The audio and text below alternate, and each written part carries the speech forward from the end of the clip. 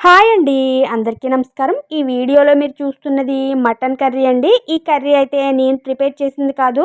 మా అమ్మ అయితే ప్రిపేర్ చేసింది. ఈ కర్రీలో అయితే ఎటువంటివి మసాలాలు కూడా వాడకుండా ప్రిపేర్ చేసిన కర్రీ అండి. అంటే గరం మసాలా అంటూ ఏం వేయలేదండి. మా అమ్మగారు వాళ్ళకి మసాలాలు అయితే పడవండి. అందుకైతే చాలా సింపుల్‌గా చేశారు. ఈ వీడియో అయితే మీకు కూడా కొంతమందికి ఎవరో ఒకరికి యూజ్ అవుతుంది కదా! కొంచెం పెద్ద వయసు ఉన్న వాళ్ళకైతే ఇలా చేసి పెడతారు కదా అని చెప్పి ఆ ఉద్దేశంతో అయితే ఈ వీడియో తీశాను నేను. కొద్దిగా ఆయిల్ వేయండి. కుక్కర్‌లో అయితే ఈ కర్రీ ప్రిపేర్ చేస్తున్నాం. ఒక 3 స్పూన్స్ వరకు ఆయిల్ వేసి అందులో చక్కగా కట్ చేసి పెట్టుకున్న ఉల్లిపాయలు, పచ్చిమిర్చి వేసుకుని ఎర్రగా వచ్చేంత వరకు వేయించండి. ఈ లోపైతే మటన్‌ని చక్కగా క్లీన్ చేసుకోవాలి. చిన్న ముక్కలుగా కట్ చేసుకోండి. ఉల్లిపాయలు అయితే చక్కగా వేగుతున్నాయి.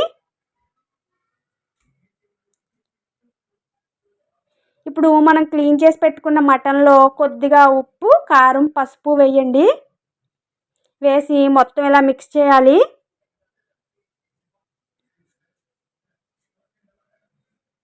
ఉల్లిపాయ ముక్కలు అయితే చక్కగా వేగి ఉన్నాయి కదండి. ఈ ఉల్లిపాయ ముక్కల్లో ఈ మటన్ అంతా వేసుకోవాలి. వేసుకొని ఇలా మిక్స్ చేయండి.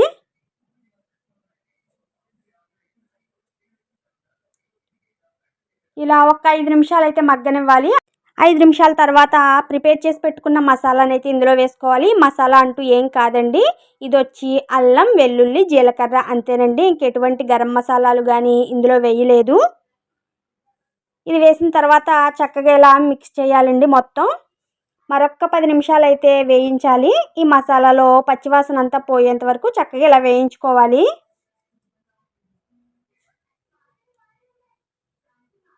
తర్వాత ఇందులో వాటర్ అయితే వేయండి. ఇందాక మటన్ వేశారు కదండి, సాల్ట్, కారం వేసి కలిపింది. ఆ గిన్నెలోనే వాటర్ వేసి ఆ వాటర్ని అయితే ఇందులో వేసుకున్నారు. ఈ టైంలో కొద్దిగా కరివేపాకు వేసి ఇలా కుక్కర్ మూత అయితే పెట్టండి. ఒక 5 విజిల్స్ వస్తే సరిపోతుందండి. 5 విజిల్స్ తర్వాత మీకు మొత్తం ప్రెషర్ అంతా పోయిన తర్వాత చూపిస్తున్నాను చూడండి. మనకి చక్కగా పీస్ అంతా కుక్ అయిపోయి ఉంటుంది.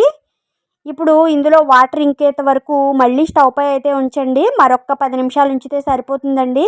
ఈ టైంలో మీరు సాల్ట్ కానీ, కారం కానీ సరిపోకపోతే వేసుకోవచ్చు. ఇక కర్రీ అంతా ఇలా దగ్గరికి అయిన తర్వాత పైన కొత్తిమీర వేస్తే మనకి వేడి వేడిగా మేక మాంసం కర్రీ అయితే రెడీ అయిపోయిందండి. టేస్ట్ అయితే చాలా బాగుంటుంది. ఒకసారి మీరు కూడా ట్రై చేసి చూడండి. మనకి ఎటువంటి మసాలాలు కూడా వాడలేదు కదండి కర్రీ అయితే. ఓకేనండి. ఈ వీడియోని నేను ఇంతటితో క్లోజ్ చేస్తున్నాను. ఈ రెసిపీ కనుక మీకు నచ్చినట్లయితే తప్పకుండా లైక్ చేసి, షేర్ చేసి, సబ్స్క్రైబ్ చేయండి. కొత్త వాళ్ళు ఎవరైనా మన ఛానల్ ఫస్ట్ టైం చూస్తే 2, 3 వీడియోలు చూడండి. మీకు నచ్చినట్లయితే తప్పకుండా లైక్ చేసి, షేర్ చేసి, సబ్స్క్రైబ్ చేయండి. ఓకేనండి. బాయ్.